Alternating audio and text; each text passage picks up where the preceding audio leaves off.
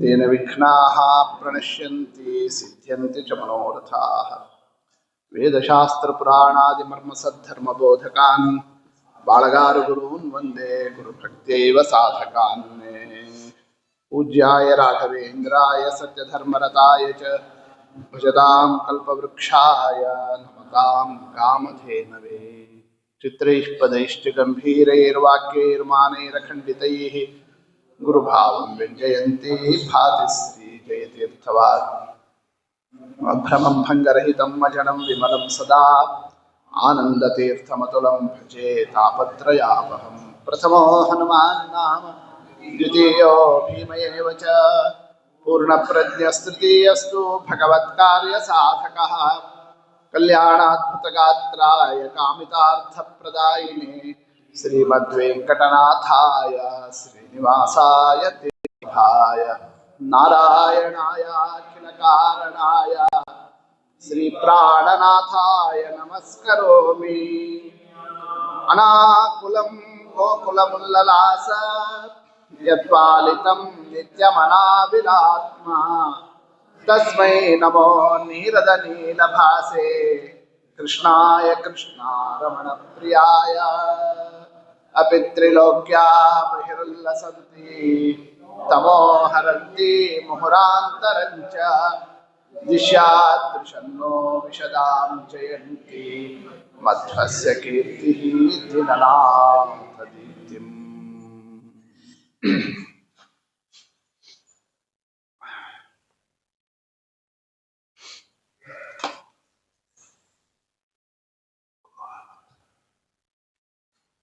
ಸರ್ವಜ್ಞನಾದಂತಹ ಪರಮಾತ್ಮ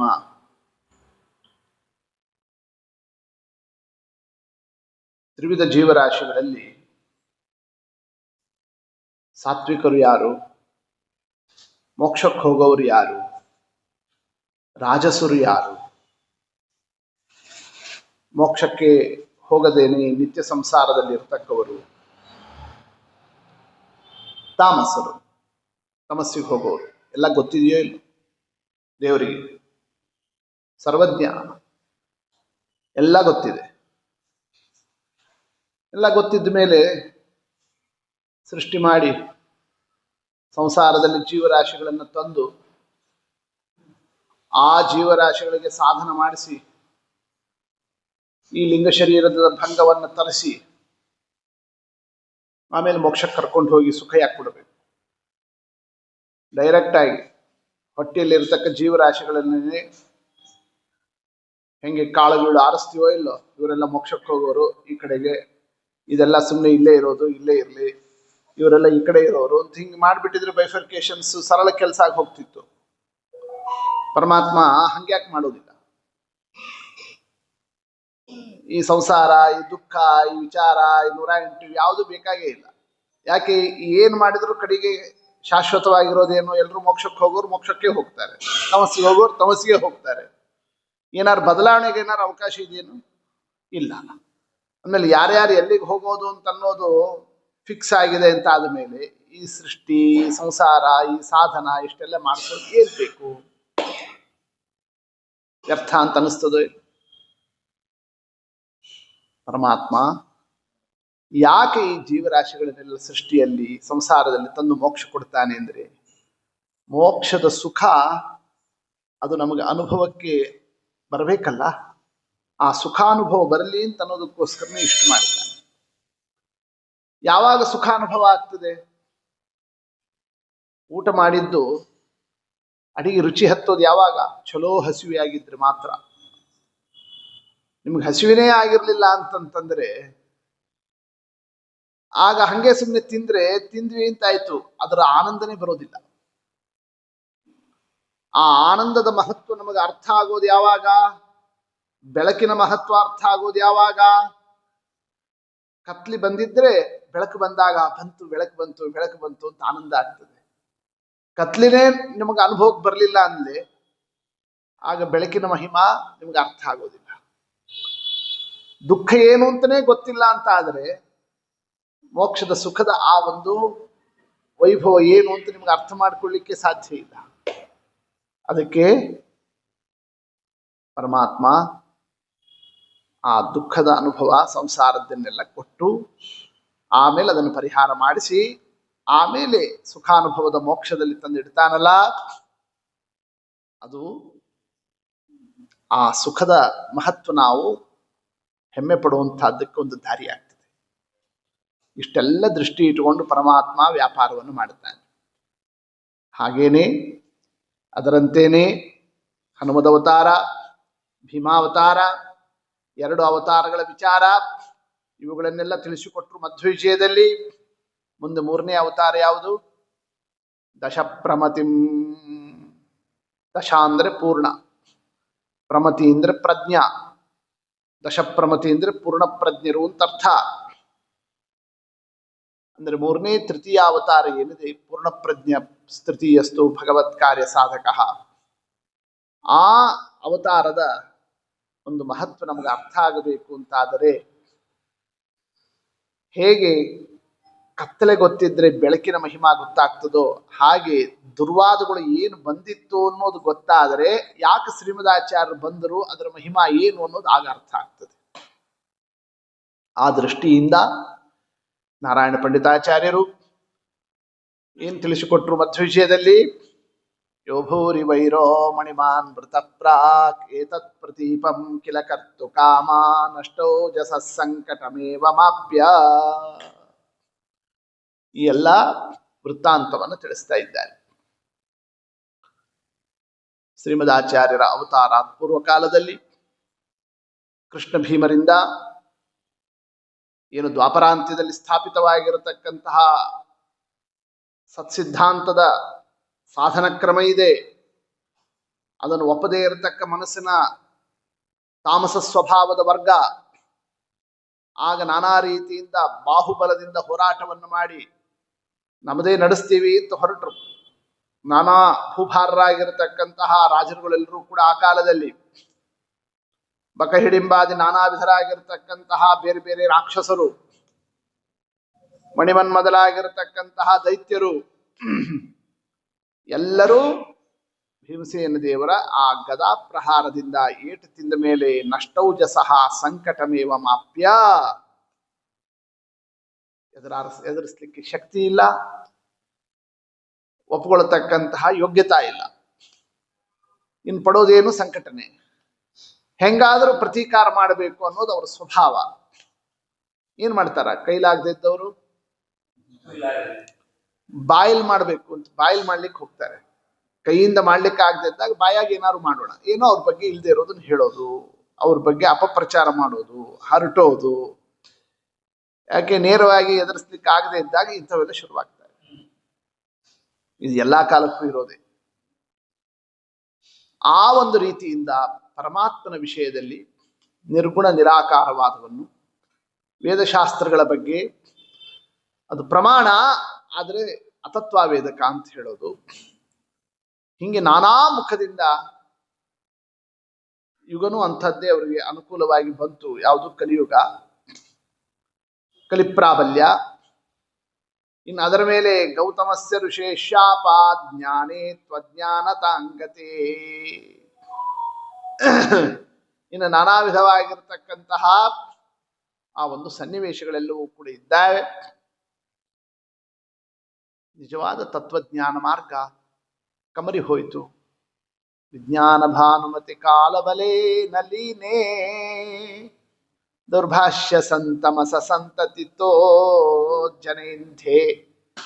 ಇದನ್ನೇ ಅಂದ್ರು, ಅಂಧೆ, ಕುರುಡರಾದರು. ಯಾಕೆ? ಸಂತಮಸಃ, ಗಾಢಾಂಧಕಾರ. ಯಾವುದು? ದುರ್ಭಾಷ್ಯ. ಬ್ರಹ್ಮಸೂತ್ರ ಅನ್ನೋದೇನೆ ಎಲ್ಲರಿಗೂ ಜ್ಞಾನ ಕೊಡತಕ್ಕ ಸೂರ್ಯ. ಹೌದಷ್ಟು ತತ್ವಜ್ಞಾನಕ್ಕೆ ಸೂರ್ಯ ಯಾವುದು? ನಮ್ಮ ವೇದವ್ಯಾಸ ದೇವರ ಗ್ರಂಥ ಬ್ರಹ್ಮಸೂತ್ರ. ಯದ್ಬ್ರಹ್ಮಸೂತ್ರೋತ್ಕರ ಭಾಸ್ಕರಂಚ. ಭಾಸ್ಕರ, ಉತ್ಕರ ಭಾಸ್ಕರ ಬ್ರಹ್ಮಸೂತ್ರಗಳು. ಲೋಕದಲ್ಲಿ ಬೇರೆಯವರು ಏನಾದರೂ ಅದು ಇದು ಕದೀತಾರೆ, ಆದರೆ ಇಲ್ಲಿ ಕದ್ದಿದ್ದು ಯಾವುದನ್ನೇ? ಸೂರ್ಯನನ್ನೇ ಕದ್ದು ಬಿಟ್ರೆ ಇನ್ನು ಕತ್ಲಿ ಅಂತೂ ಎಷ್ಟಿರ್ಬೇಕು. ಅಂದ್ರೆ ಬ್ರಹ್ಮಸೂತ್ರನೇ ಅಪಾರ್ಥ ಮಾಡಿಟ್ಟು ಬಿಟ್ರು. ನಿರ್ಗುಣ ನಿರಾಕಾರ ವಿಶ್ವಂ ಮಿಥ್ಯಾ ವಿವರ್ಗಣವಾನ್ ಆತ್ಮನಾಂ ನಾಸ್ತಿ ಭೇದ ಇತ್ಯಾದಿ ರೀತಿಯಿಂದ ವಿಚಾರಗಳೆಲ್ಲ ಹರಡಿದಾಗ ಆನಂದಾದ್ಯೈರ್ ಗುರುಗುಣಗಣೈ ಪೂರಿತೋ ವಾಸುದೇವ. ಅನಂತ ಕಲ್ಯಾಣ ಗುಣಮಂಡಿತವಾದ ಭಗವಂತನ ದಿವ್ಯ ರೂಪ ಏನು ಪಾಂಡವರು ಸ್ಥಾಪನವನ್ನ ಮಾಡಿದ್ರು. ರಾಜಸೂಯಾದಿ ಯಾಗಗಳಿಂದ ಕೃಷ್ಣನ ಸರ್ವೋತ್ತಮತ್ವವನ್ನೇ ಜಗತ್ತಿನಲ್ಲಿ ಡಂಗುರವನ್ನು ಹೊರಡಿಸಿದ್ರು. ಮಂದಂ ಮಂದಂ ಮೆಲ್ಲ ಮೆಲ್ಲನೆ ಹಂತ ನೂನೋ ತಿರೋಭೂತ್ ಎಲ್ಲವೂ ತಿರೋಹಿತವಾದ ಸಜ್ಜನರ ಮನಸ್ಸಿನಲ್ಲಿ ಅಗೋಚರವಾದ ಸ್ಥಿತಿಯಲ್ಲಿ ವೇದಶಾಸ್ತ್ರಗಳ ನೈಜ ಪ್ರಮೇಯ ಕಾಣದೇ ಇರುವಂತಹ ಸ್ಥಿತಿ ಬಂತಲ್ಲ. ಬ್ರಹ್ಮಾದಿ ದೇವತೆಗಳು ಆ ಸಂದರ್ಭದಲ್ಲಿ ಪರಮಾತ್ಮನಲ್ಲಿ ಪ್ರಾರ್ಥನಾವನ್ನು ಮಾಡೋಣ ಬೇಡ್ಕೊಂಡ್ರು, ಸ್ವಾಮಿ ಪರಿಹಾರ ಮಾಡಿಸು, ಸಜ್ಜನರಿಗೆ ಸಾಧನ ಆಗಬೇಕು. ದೇವರೇನಂತಾನಾಗ ತ್ರಿಯುಗಹೂತಿರನುದ್ಭೂಷು ಕೃತತ್ರೇತಾ ದ್ವಾಪರದಲ್ಲಿ ಅವತಾರ ಮಾಡ್ತೀನಿ, ಕಲಿಯುಗದಲ್ಲಿ ಅವತಾರ ಇಲ್ಲ. ಬ್ರಹ್ಮದೇವರು ಎಂದು ಅವತಾರನೆ ಮಾಡುವುದಿಲ್ಲ. ಇನ್ನು ರುದ್ರಾದಿ ದೇವತೆಗಳು ಕಲಿಪ್ರಭಾವಕ್ಕೆ ತುತ್ತಾಗತಕ್ಕವರೇ. ಕಲಿಯ ಪ್ರಭಾವ ಅವರು ಒಳಗಾಗುತ್ತಾರೆ. ಅಂದ ಮೇಲೆ ಕಲಿಪ್ರಭಾವಕ್ಕೆ ಒಳಗಾಗಬಾರದು. ಪ್ರಸಕ್ತವಾದಂತಹ ವೇದಶಾಸ್ತ್ರಗಳ ತತ್ವವನ್ನು ನಿರ್ಣಯವನ್ನು ಮಾಡಿಕೊಟ್ಟು ಸಿದ್ಧಾಂತ ಸ್ಥಾಪನ ಮಾಡತಕ್ಕ ಸಾಮರ್ಥ್ಯ ಇರಬೇಕು. ಯಾರಂಥವ್ರು? ಸರ್ವಜ್ಞಮನ್ಯಮನವೇಕ್ಷ್ಯ ಸಕಾರ್ಯ ವೀರ್ಯಂ. ಅನ್ಯಂ ಅನವೇಕ್ಷ್ಯ, ಮತ್ತೊಬ್ರು ಯಾರೂ ಇಲ್ಲ. ಅಂದಮೇಲೆ ಯಾರನ್ನೇ ಆ ಸಂದರ್ಭದಲ್ಲಿ ಪರಮಾತ್ಮ ದೃಷ್ಟಿಯನ್ನು ಕೊಟ್ಟ. ಭುವನ ಜೀವನ ಮಾಬಭಾಷೆ, ಜಗತ್ತಿಗೆ ಜೀವನಪ್ಪದರು ಅಂತಹ ಮುಖ್ಯ ಪ್ರಾಣ ದೇವರಿಗೆ ಭಗವಂತ ಆದೇಶವನ್ನು ಕೊಡೋಣ. ದೇವರೇನು ಆದೇಶ ಕೊಟ್ಟ? ಭೀಮಾವತಾರದಲ್ಲೂ ಭಗವದ್ ಆದೇಶನೇ. ದೇವರ ಆದೇಶದಂತೆಯೇ ಸಕಲ ಕಾರ್ಯವನ್ನು ನಡೆಸೋರವರು. ಅದನ್ನೇ ದೇವಸ್ಯ ಭರ್ಗಃ ಅಂತ ಹೇಳಿದ್ದು. ಭಗವದ್ ಆದೇಶದಂತೆ, ದೇವರ ಆದೇಶದಂತೆ ವಪುಷೇ ಅಧಾಯಿ ರೂಪವನ್ನು ತಂದಿರತಕ್ಕಂಥವರವರು. ಮೂರು ಅವತಾರನೂ ಭಗವದ್ ಆದೇಶದಿಂದಲೇನೆ, ಕರ್ಮದಿಂದ ಬರೋರಲ್ಲ. ಬೇರೆ ಬೇರೆ ಯಾವುದೋ ಒಂದು ವರ್ಷಾಪಾದಿಗಳ ನಿಮಿತ್ತದಿಂದ ಬರತಕ್ಕಂತಹ ಸಂದರ್ಭ ಅಲ್ಲ ವಾಯುದೇವರದು. ಅವರು ಏನಿದ್ರು ಭಗವತ್ ಸೇವಾಕ್ಕೋಸ್ಕರವಾಗಿ ಬಹುರೂಪದಲ್ಲಿ ಪ್ರಕಟರಾಗತಕ್ಕಂತಹ ಸನ್ನಿವೇಶ ಇರ್ತದೆ. ಅದಕ್ಕೆ ದೇವರ ಆದೇಶ. ಅಂತಹ ಆ ಒಂದು ಆದೇಶ ವಿಶೇಷವನ್ನೇ ಭೀಮಾವತಾರದಲ್ಲಿ ಕೊಟ್ಟಾಗ ಎಲ್ಲ ದುಷ್ಟರನ್ನ ಜಡ್ಜ್ ಹಾಕುವಂತ ಆದೇಶ ಇತ್ತು. ಆದರೆ ಮಧ್ವಾವತಾರದಲ್ಲಿ ಯಾರಿದ್ದಾರೋ ಈ ಕಲಿಯುಗದಲ್ಲಿ ಹರಿದ್ವೇಷಗಳು, ಗುರುದ್ವೇಷಗಳು, ವೇದಶಾಸ್ತ್ರಗಳಿಗೆ ವಿರುದ್ಧವಾಗಿರತಕ್ಕಂಥವ್ರನ್ನೇ ಎಲ್ಲರನ್ನೂ ಕೂಡ ನೀನು ಜಡ್ಜಿ ಬಾ ಅಂತ ಆದೇಶ ಅಲ್ಲ. ಈಗ ಎಷ್ಟು ಆದೇಶ ಇದೆ? ಆನಂದಯೇ ಸುಮುಖಭೂಷಿತ ಭೂಮಿ ಭಾಗ ರೂಪಾಂತರೇಣ ಮಮ ಸದ್ಗುಣ ನಿರ್ಣಯೇನ ವೇದಾಂತ ಮಾರ್ಗ ಪರಿಮಾರ್ಗಣ ದೀನ ದೂನಾಃ ದೈವೀ ಪ್ರಜಾಃ ವಿಶರಣಾಃ ಕರುಣಾಪದಮ್ನಃ. ದೈವೀ ಸಂಪದ್ ವಿಮೋಕ್ಷಾಯ ನಿಬಂಧಾಯ ಆಸುರೀಮತ ದೈವೀ ಪ್ರಜಾಃ. ಯಾರು ಮೋಕ್ಷಕ್ಕೆ ಯೋಗ್ಯರಾಗಿರತಕ್ಕ ದೈವೀ ಸಂಪತ್ತನ್ನು ಹೊಂದಿರತಕ್ಕ ಸತ್ವ ಪ್ರಚುರರಾದ ಸಾತ್ವಿಕರಾಗಿರತಕ್ಕ ಜೀವರಿದ್ದಾರೆ, ಅವರಿಗೆ ತತ್ವಜ್ಞಾನವನ್ನು ಕೊಟ್ಟು ಆನಂದಪಡಿಸು.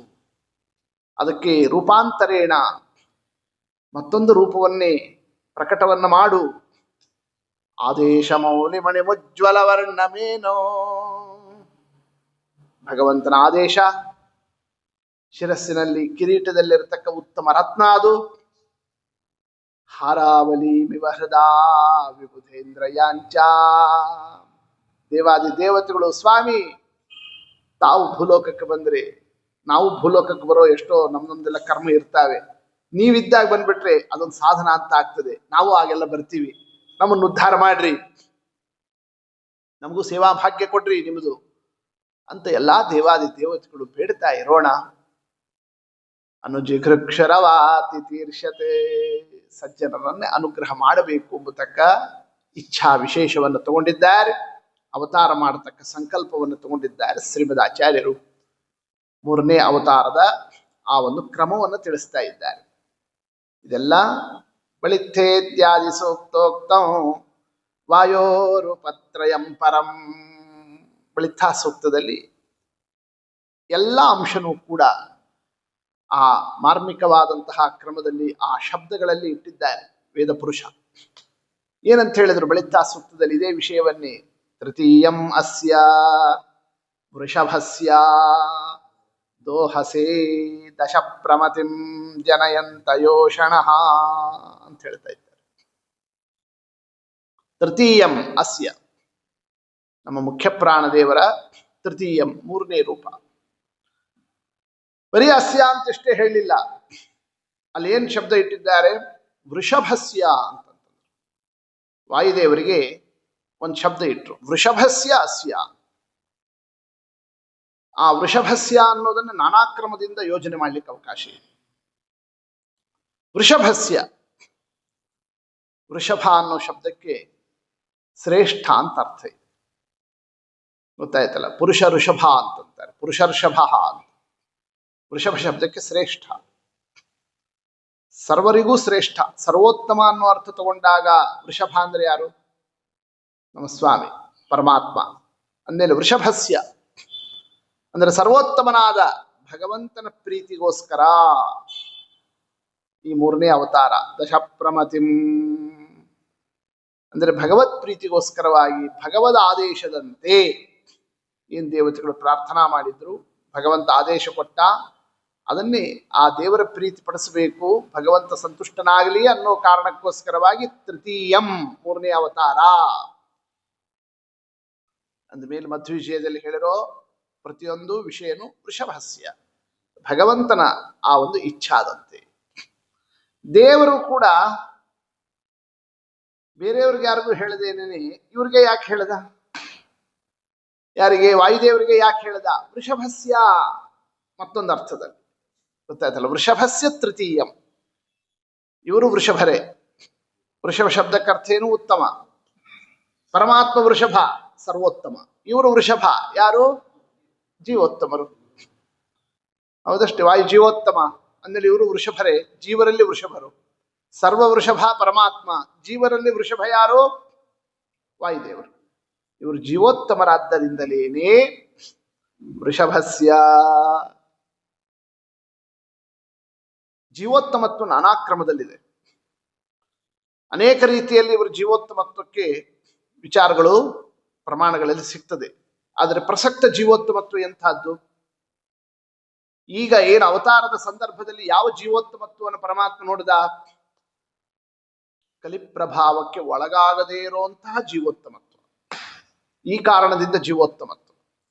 ಇವರು ಜ್ಞಾನದಿಂದ ಜೀವೋತ್ತಮರು, ಶಕ್ತಿಯಿಂದ ಜೀವೋತ್ತಮರು, ನಾನಾ ಕ್ರಮದಿಂದ ಜೀವೋತ್ತಮರು ಎಲ್ಲ ಇದೆ. ಆದರೆ ಈಗ ಬೇಕಾಗಿರೋದು ಯಾವುದು?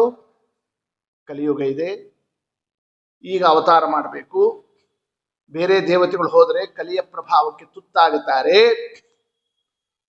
ಎಲ್ರಿಗೂ ಟ್ರೀಟ್ಮೆಂಟ್ ಮಾಡ್ಲಿ ಅಂತ ಯಾರನ್ನ ಕಳಿಸ್ತೀವೋ ಅವ್ರ ಮಟ್ಟ ಟ್ರೀಟ್ಮೆಂಟ್ ಮಾಡ್ಲಿಕ್ಕೆ ಇನ್ನೊಬ್ರನ್ನ ಕಳಿಸುವಂತ ಸ್ಥಿತಿ ಬರ್ತದೆ. ಆಗ್ಬಾರ್ದಲ್ಲ. ಅದಕ್ಕೆ ಯಾರನ್ನು ಕಳಿಸ್ಬೇಕು? ವೃಷಭಸ್ಯ. ವೃಷಭ ಅಂದ್ರೆ ಶ್ರೇಷ್ಠರು. ಯಾವ ರೀತಿಯಿಂದ ಶ್ರೇಷ್ಠತೆ? ವೃಷಭ. ವೃಷ ಅಂದ್ರೆ ಧರ್ಮ. ವೃಷ ಶಬ್ದಕ್ಕೆ ಧರ್ಮ ಅನ್ನೋ ಅರ್ಥವನ್ನೇ ಭಾಗವತದಲ್ಲಿ ತಿಳಿಸಿದ್ದಾರೆ. ಧರ್ಮೋಸಿ ವೃಷರೂಪಧೃಕ್ ಧರ್ಮಂ ಬ್ರವೀಷಿ ಧರ್ಮಜ್ಞ ಧರ್ಮೋಸಿ ವೃಷರೂಪಧೃಕ್. ಅಂದರೆ ಧರ್ಮವನ್ನೇ ಭಾ ಅಂದರೆ ಪರಿಪೂರ್ಣವಾಗಿ ಯಾರು ಧರಿಸಿದ್ದಾರೋ ಅವರು ವೃಷಭ. ಪೂರ್ಣ ಮಟ್ಟದಲ್ಲಿ ಧರ್ಮವನ್ನು ಮಾಡಲಿಕ್ಕೆ ಇರೋದು ಯಾರಿಗೆ ಸಾಧ್ಯ? ಅವ್ರು ಹೇಳೋ ಅವಶ್ಯಕತೆ ಇಲ್ಲ. ಮಂತ್ರಹೀನಂ ಕ್ರಿಯಾಹೀನಂ ಭಕ್ತಿಹೀನಂ ರಮಾಪತೆ, ಇದೆಲ್ಲ ಯಾರು ಹೇಳಬೇಕು? ಮುಖ್ಯ ಪ್ರಾಣ ದೇವರನ್ನು ಬಿಟ್ಟು ಉಳಿದವ್ರು ಹೇಳೋ ಮಾತು ಇವೆಲ್ಲ. ಅವ್ರು ಹೇಳ್ಬೇಕೇನಿದಲ್ಲಿ ನಾ ಮಂತ್ರಹೀನ ಆಗಿದೆ, ತಂತ್ರಹೀನ ಆಗಿದೆ, ಭಕ್ತಿಹೀನ ಆಗಿದೆ ಅಂತ ಅದಕ್ಕೆ ಹೇಳ್ತೀನಿ ಅಂತ.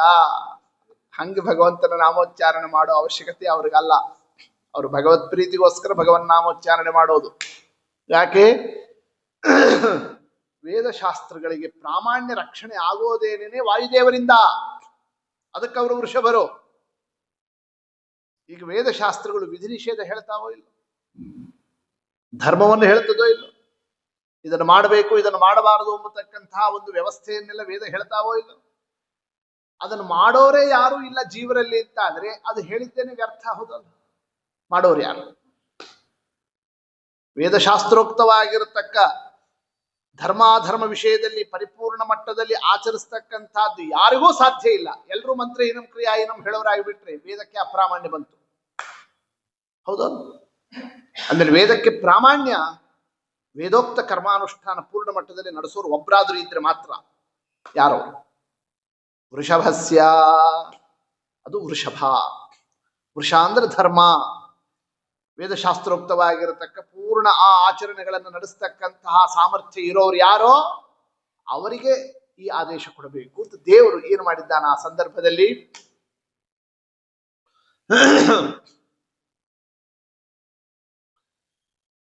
ಅವತಾರದ ಸಂದರ್ಭ ಬಂದಾಗ ವಾಯುದೇವರನ್ನೇ ಯಾಕೆ ಆರಿಸಿಕೊಂಡ ಪರಮಾತ್ಮ ಅಂತಂದ್ರೆ ಅವರೇ ವೃಷಭ, ಪೂರ್ಣ ಮಟ್ಟದಲ್ಲಿ ಧರ್ಮವನ್ನು ನಡೆಸಲಿಕ್ಕೆ ಸಮರ್ಥರು. ಆದ್ದರಿಂದ ತೃತೀಯಂ, ಮೂರನೇ ಅವತಾರಕ್ಕೆ ವಾಯುದೇವರು ಭಗವದ್ ಆದೇಶವನ್ನು ಪಡೆದಿದ್ದಾರೆ. ಇನ್ನು ಅದರ ಮೇಲೆ ವೃಷಭಸ್ಯ, ವೃಷಭ, ವೃಷಭ ಅಂದ್ರೆ ಶ್ರೇಷ್ಠ. ಶ್ರೇಷ್ಠ ಯಾಕೆ ಅಂದ್ರೆ ಈ ಅವತಾರ ಕ್ರಮದಲ್ಲಿ ಮೊದಲನೇದು ಹನುಮದ ಅವತಾರ, ಆಮೇಲೆ ಭೀಮಾವತಾರ, ಆಮೇಲೆ ಈಗ ಬರೋ ಅವತಾರ ಯಾವುದು? ಮಧ್ವಾವತಾರ. ಇದರಲ್ಲಿ ವೃಷಭಸ್ಯ ಒಂದು ರೀತಿಯಿಂದ ನೋಡಿದಾಗ ಈ ಮೂರು ಅವತಾರಗಳಲ್ಲಿ ಇದು ವೃಷಭ ಅವರ ಅವತಾರಗಳಲ್ಲೇನೆ ಇದು ಎಲ್ಲದಕ್ಕಿಂತಲೂ ಶ್ರೇಷ್ಠ. ಯಾವುದು? ಈ ಅವತಾರ. ಗೊತ್ತಾಯ್ತಲ್ಲ? ಯಾಕೆ ಶ್ರೇಷ್ಠ? ಏನ್ ಶ್ರೇಷ್ಠತಾಕ್ಕೆ ಕಾರಣ ಅಂತಂತಂದ್ರೆ ಭಾಗವತದಲ್ಲಿ ಒಂದು ಮಾತು ಬರ್ತದೆ. ಏನಂತ? ಜಡಕ್ಕಿಂತ ಚೇತನ ಶ್ರೇಷ್ಠ. ಚೇತನದಲ್ಲೂ ಕೂಡ ಇಂದ್ರಿಯ ಪ್ರವೃತ್ತಿಯನ್ನು ಹೊಂದಿರೋದು ಶ್ರೇಷ್ಠ. ಇಂದ್ರಿಯ ಪ್ರವೃತ್ತಿಯಲ್ಲೂ ಕೂಡ ಕರ್ಮೇಂದ್ರಿಯ ಪ್ರವೃತ್ತಿಯನ್ನು ಹೊಂದಿರೋದು ಶ್ರೇಷ್ಠ. ಕರ್ಮೇಂದ್ರಿಯ ಪ್ರವೃತ್ತಿ ಹೊಂದಿರೋರಲ್ಲೂ ಕೂಡ ಜ್ಞಾನೇಂದ್ರಿಯ ಪ್ರವೃತ್ತಿ ಹೊಂದಿರತಕ್ಕಂಥವ್ರು ಶ್ರೇಷ್ಠ. ಹೀಗೆ ಹೇಳ್ತಾ ಹೇಳ್ತಾ ತೇಷಾಂ ಬಹುಪದ ಶ್ರೇಷ್ಠಾ, ಇಲ್ಲೇ ಆ ಇಂದ್ರಿಯ ಪ್ರವೃತ್ತಿ ಹೊಂದತಕ್ಕಂಥವರಲ್ಲೂ ಕೂಡ ಪಾದಗಳನ್ನೇ ಬಹುಪಾದ, ಅನೇಕ ಪಾದಗಳಿರತಕ್ಕಂತಹ ಅವು ಶ್ರೇಷ್ಠ. ಆ ಅನೇಕ ಪಾದವನ್ನು ಹೊಂದಿರೋದಕ್ಕಿಂತ 4 ಪಾದವನ್ನು ಹೊಂದಿರೋದು ಶ್ರೇಷ್ಠ. 4 ಪಾದವನ್ನು ಹೊಂದಿರೋದಕ್ಕಿಂತ ದ್ವಿಪಾತೆ 2 ಪಾದವನ್ನು ಹೊಂದಿರತಕ್ಕಂಥದ್ದು ಶ್ರೇಷ್ಠ. ಏನ್ ಶ್ರೇಷ್ಠ ಶಬ್ದಾರ್ಥ? ಭಗವದ್ ಅಧಿಷ್ಠಾನದಲ್ಲಿ ಇದು ಶ್ರೇಷ್ಠ. ಆ 2 ಪಾದವನ್ನು ಹೊಂದಿರತಕ್ಕಂಥವರಲ್ಲೂ ಕೂಡ ತೇಷಾಂ ಬ್ರಾಹ್ಮಣ ಉತ್ತಮ ಅಂದಿದ್ದಾರೆ. ಅದರಲ್ಲಿ ಯಾರು? ವೃಷಭ, ಬ್ರಾಹ್ಮಣ ಶ್ರೇಷ್ಠ. ಅಂದ ಮೇಲೆ ಈ 3 ಅವತಾರದಲ್ಲಿ ನೋಡ್ತಾ ಬಂದಾಗ ಮೊದಲನೇದೇನಿದೆ? ಅದು ಶಾಖಾಮೃಗ. ಅದನ್ನೇ ಪಂಡಿತಾಚಾರ್ಯ ಹೇಳಿದ್ರು ಮಣಿಮಂಜರಿಯಲ್ಲಿ, ಶಾಖಾಮೃಗಾದಿ ಭಾವೇನ ಹನುಮಾನ್ ಮಾರುತೋ ಭವತ್ ಅಂದಿದ್ದಾರೆ. ಮಣಿಮಂಜರಿ ಬಹಳ ಸಣ್ಣದು, ಅದಕ್ಕೇನ್ ಬರೀ ABCD ಓದೋರ್ಗಿರೋದು ಅಂತ ಹಂಗೆ ತಿಳ್ಕೊಂಡ್ಬಿಡ್ಬಾರ್ದು. ನಾವು ಮಾಡಿಕೊಟ್ಟವರು ದೊಡ್ಡವರು, ಅವ್ರು ಮಾಡಿರೋದು ಯಾವುದು ಸಣ್ಣದಾಗೋದೇ ಇಲ್ಲ. ನಮ್ಮ ಶ್ರೀಮದಾಚಾರ್ಯ ಕಂದುಕ ಸ್ತೋತ್ರ ಮಾಡಿದ್ರು ಅದು ದೊಡ್ಡದೇ. ಬಿಲ್ವಮಂಗಲ ಸಾಧು ಅಂತ ಬಾಯಿಂದ ಶಬ್ದ ಬಂದ್ರು ಅದಕ್ಕೊಂದು ದೊಡ್ಡ ಮಹತ್ವ ಇದೆ ಅಂತಾರೆ ಸತ್ಯಪರಾಯಣ ತೀರ್ಥರು. ಅಂದ ಮೇಲೆ ವೃಷಭಸ್ಯ ಅಂದರೆ ಮೊದಲನೇದು ಶಾಖಾಮೃಗ, ಯಾವುದು? ಹನುಮದ್ ರೂಪ, ಕಪಿರೂಪ. ಆ ಕಪಿಗಿಂತ ಶ್ರೇಷ್ಠ ಯಾವುದು? ನರ, ಮನುಷ್ಯ ರೂಪ. ಆ ಮನುಷ್ಯ ರೂಪದಲ್ಲಿ ಕ್ಷತ್ರಿಯ ರೂಪದಲ್ಲಿ ಬಂದರು. ಯಾವುದು? 2ನೇ ಅವತಾರ. ಅದಕ್ಕಿಂತ ಶ್ರೇಷ್ಠ ಯಾವುದು? ಬ್ರಾಹ್ಮಣ ರೂಪ. ಅಂದ್ರೆ ತೃತೀಯಮ್ಮಸ್ಯ ವೃಷಭಸ್ಯ, ಈ 3ನೇದು ವೃಷಭ. ವೃಷಭಸ್ಯ ತೃತೀಯಂ. ಯಾಕೆ ವೃಷಭ ಅಂತ ಶಬ್ದ ಇಟ್ಟರು 3ನೇ ಅವತಾರದ ಸಂದರ್ಭದಲ್ಲಿ? ಯಾಕೆ ಈ ಅವತಾರಗಳನ್ನು ನಾವು ನೋಡ್ತಾ ಬಂದಾಗ ಹನುಮದ್ ರೂಪ, ಭೀಮರೂಪ, ನಂತರದಲ್ಲಿ ಮಧ್ವ ರೂಪದಲ್ಲಿ. ಇದು ಯಾವ ರೂಪ ಇದು? ತೇಷಾಂ ಬ್ರಾಹ್ಮಣ ಉತ್ತಮ. ಬ್ರಾಹ್ಮಣ ರೂಪದಲ್ಲಿ ಬಂದ್ರು ವೃಷಭಸ್ಯ. ಇನ್ನು ಅದರಂತೇನೆ ಇನ್ನು ವರ್ಣದಲ್ಲಿ ಉತ್ತಮತ್ವ ಹೇಗೋ ಆಶ್ರಮ ಉತ್ತಮತ್ವ. ವೃಷಭಸ್ಯ ಹೌದಷ್ಟೇ. ಬ್ರಾಹ್ಮಣ, ಕ್ಷತ್ರಿಯ, ವೈಶ್ಯ, ಶೂದ್ರ ಅಂತ ವರ್ಣಗಳನ್ನು ತಗೊಂಡಾಗ ತೇಷಾಂ ಬ್ರಾಹ್ಮಣ ಉತ್ತಮ ಅಂತ ಪ್ರಮಾಣ ಹೇಳ್ತು. ಹಾಗೇನೆ ಆಶ್ರಮದಲ್ಲಿ ಬ್ರಹ್ಮಚಾರಿ, ಗೃಹಸ್ಥ, ವಾನಪ್ರಸ್ಥ, ಅದರಂತೆಯೇ ಪರಮಹಂಸ, ಆ ಯತಿ ಧರ್ಮ, ಯತಿ ಅನ್ನೋದನ್ನು ತಗೊಂಡಾಗ ತೃತೀಯಂ ಅಸ್ಯ ವೃಷಭಸ್ಯ. ನೋಡಿ, ವೇದ ಎಷ್ಟು ರೀತಿಯಿಂದ ಅದು ತನ್ನ ಶಬ್ದವನ್ನು ಇಟ್ಟಿರುತ್ತದೆ. ವೃಷಭಸ್ಯ, ವೃಷಭ ಅಂದ್ರೆ ಶ್ರೇಷ್ಠರು. ಯಾಕೆ ಶ್ರೇಷ್ಠತಾ? ಮೊದಲು ಬ್ರಹ್ಮಚರ್ಯಾದಿ ಧರ್ಮೈ ವಂದೇ ಹಂತಂ ಹನುಮಾನ್ ಇತಿ ಮಹಿತಮಃ ಪೌರುಷೋ ಬಾಹುಶಾಳಿ ಖ್ಯಾತಸ್ತೆ ಗೃಹವತಾರ ಸಹಿತಯ್ಯ ಬಹು ಬ್ರಹ್ಮಚರ್ಯಾದಿ ಧರ್ಮೈ. ಯಾವ ಧರ್ಮ ತೋರಿಸಿದ್ರು? ಬ್ರಹ್ಮಚರ್ಯದ ಆ ಒಂದು ಆಶ್ರಮ ಧರ್ಮಕ್ಕೆ ಮೊದಲನೇ ಅವತಾರ. ಇನ್ನು ಎರಡನೇ ಅವತಾರ ಯಾವುದು? ದ್ವಿತೀಯಂ ಅಂತಂದರೆ ಗೃಹಸ್ಥ ಧರ್ಮ. ಅದನ್ನು ತೋರಿಸಿದ್ದಾರೆ ಭೀಮಾವತಾರದಲ್ಲಿ. ಅಲ್ಲೇ ವಾನಪ್ರಸ್ಥನೂ ಆಯ್ತು. ಆಮೇಲೆ ಬ್ರಹ್ಮಚರ್ಯ, ಗೃಹಸ್ಥ, ವಾನಪ್ರಸ್ಥ ಆದ್ಮೇಲೆ ಇನ್ನು ಉಳಿದಿರೋದು ಯಾವುದು? ಮುಂದಿರತಕ್ಕಂಥದ್ದು ಯತಿ ಧರ್ಮ. ಆ ಯತಿ ಧರ್ಮಕ್ಕೆ ಭಗವದಾದೇಶ ಇದೆ. ಈಗ ಆ ಆದೇಶವನ್ನು ತಿಳಿಸಲಿಕ್ಕೆ ಶಬ್ದ ಇಟ್ರು ವೃಷಭಸ್ಯ. ಅಂದ್ಮೇಲೆ ಈಗ ಯಾವ ಅವತಾರ ಇದು? ಯತಿರೂಪದ ಅವತಾರ. ಯತಿರೂಪದಲ್ಲಿ ಹಿಂಗೆ ಯತಿ ರೂಪನಾಗಿ ನಿಂತು ಅಂತಾರೆ ದಾಸರಾಯರು ಹೇಳಬೇಕಾದರೆ. ಅಂದ್ಮೇಲೆ ಯತಿರೂಪದಲ್ಲಿ ಬರಬೇಕು ಎಂಬತಕ್ಕಂತಹ ಭಗವದ್ ಆದೇಶ ಏನಿದೆ, ಆ ಎಲ್ಲ ವಿಚಾರವನ್ನು ಮನಸ್ಸಿನಲ್ಲಿ ಇಟ್ಟುಕೊಂಡು ಹೇಳ್ತಾ ಇದ್ದಾರೆ. ಇದೆಲ್ಲ ವಾಯುದೇವರಿಗೆ ಮಾತ್ರ ಸಾಧ್ಯ. ಕಲಿಯುಗದಲ್ಲಿ ಬಂದು ಯತಿಗಳಾಗಿ ಇದ್ದು ಈ ಒಂದು ಕಲಿಪ್ರಭಾವದ ಕಾಲದಲ್ಲಿ ಸಾಧನವನ್ನೇ ತಾವು ಮಾಡಿ ಮತ್ತೊಬ್ಬರಿಗೂ ಮಾಡಿಸ್ತಕ್ಕಂಥದ್ದು ಆ ಸಾಮರ್ಥ್ಯ. ಸರ್ವಜ್ಞ ಮನ್ಯ ಮನವೇಕ್ಷ ಸಕಾರ್ಯವೀರ್ಯೋ. ಕಾರ್ಯವೀರ್ಯ ಯಾರಿದ್ದಾರೆ? ವಾಯುದೇವರು ಮಾತ್ರ. ಅದನ್ನೇ ವೃಷಭಸ್ಯ. ಏನ್ ಆದೇಶ ಕೊಟ್ಟ ಪರಮಾತ್ಮ? ದೇವರು ಏನು ಆದೇಶ ಕೊಟ್ಟಿದ್ದು? ಪೃಕ್ಷೋ ವಪುಪ್ಪಿತು ಮಾನ್. ಎರಡನೇ ಅವತಾರದಲ್ಲಿ ಪೃಕ್ಷ. ಪೃಥ್ ಅಂದ್ರೆ ಸೇನಾ. ದುಷ್ಟರನ್ನೇ ಕ್ಷಯ ಮಾಡು, ಎಲ್ಲ ದುಷ್ಟರನ್ನೇ ನಿರ್ನಾಮ ಮಾಡು ಅನ್ನೋ ಆದೇಶದಂತೆ ಎರಡನೇ ಅವತಾರ. ಆದರೆ ಇಲ್ಲಿ ವೃಷಭಸ್ಯ ದೋಹಸೆ. ಗೊತ್ತಾಯ್ತಲ್ಲ, ದೋಹಸೆ. ದೋಹ ಅಂದ್ರೇನು? ಕರೆಯೋದು. ದೋಹ ಅಂತಂತಂದ್ರೆ ಆಕಳ ಹಾಲನ್ನು ಕರೆಯೋದಕ್ಕೆ ಏನಂತ ಕರೀತಾರೆ? ದೋಹ ಅಂತ ಕರೀತಾರೆ. ಯಾಕೆ ಕರೆಯೋದು ಅನ್ನೋ ಶಬ್ದ ಇದೆಯಲ್ಲ, ಅನೇಕ ಅರ್ಥದಲ್ಲಿರ್ತದೆ.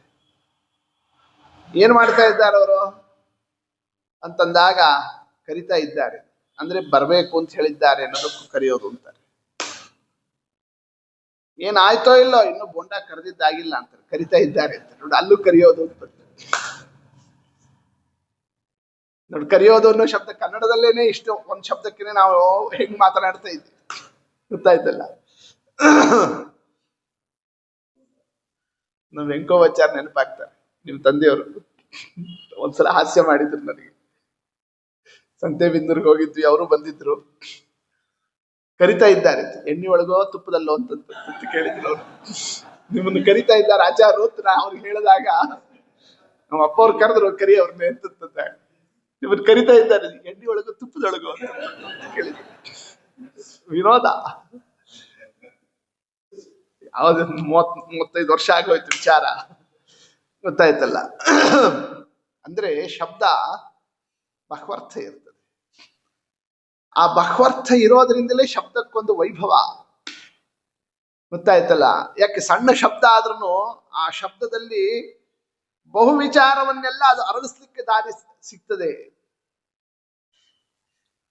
ಸಾಮಾನ್ಯ ಕನ್ನಡದ ಶಬ್ದಕ್ಕೆ ಅಥವಾ ಇದಕ್ಕೆ ಇಷ್ಟಿದ್ದಾಗ, ಇನ್ನು ದೇವಭಾಷೆ, ಅದರಲ್ಲೂ ವೇದ ಭಾಷೆ ಎಷ್ಟಿರಬೇಕು ಅದಕ್ಕಿರತಕ್ಕಂತಹ ಆ ಒಂದು ವೈಭವ. ದೋಹಸೆ ಅಂದ್ರೆ ದೋಹನ ಅಂತಂತಂದ್ರೆ ಹಾಲು ಕರೆಯೋದಕ್ಕೆ ದೋಹ ಅಂತ ಕರೀತಾರೆ. ಹಾಲು ಅನ್ನೋದಕ್ಕೆ ಶಾಸ್ತ್ರದ ಪರಿಭಾಷೆಯಲ್ಲಿ ಜ್ಞಾನ ಅಂತ ಅರ್ಥ ಇದೆ. ದೋಹಸೆ ಅಂತಂದ್ರೆ ಹಾಲು ಕರೆಯೋದು. ಹಾಲು ಕರೆಯೋದು ಅಂತಂದ್ರೆ ಜ್ಞಾನವನ್ನು ಕೊಡೋದು ಅಂತ ಅರ್ಥ. ತೃತೀಯ ಈ ಮೂರನೇ ಅವತಾರ ಬಂದಿದ್ದ ಯಾತಕ್ಕೋಸ್ಕರ? ದೋಹಸೆ, ಜ್ಞಾನವನ್ನು ಕೊಡೋದಕ್ಕೋಸ್ಕರ. ಜ್ಞಾನ ಕೊಡೋದಕ್ಕೋಸ್ಕರ. ಯಾವ ಜ್ಞಾನ ಅಂತ ಬೇಕಲ್ಲ? ಯಾವ ಜ್ಞಾನಕ್ಕೋಸ್ಕರ ಈ ಅವತಾರ? ವೃಷಭಸ್ಯ ದೋಹಸೆ. ವೃಷಭಸ್ಯ ಸರ್ವೋತ್ತಮನಾದ ಭಗವಂತನ ಜ್ಞಾನ, ಆ ಭಗವಜ್ಞಾನವನ್ನು ಜಗತ್ತಿಗೆ ಕೊಡಬೇಕು ಅನ್ನೋದಕ್ಕೋಸ್ಕರವಾಗಿ ತೃತೀಯಂ ಈ ಮೂರನೇ ಅವತಾರ ಬಂತು.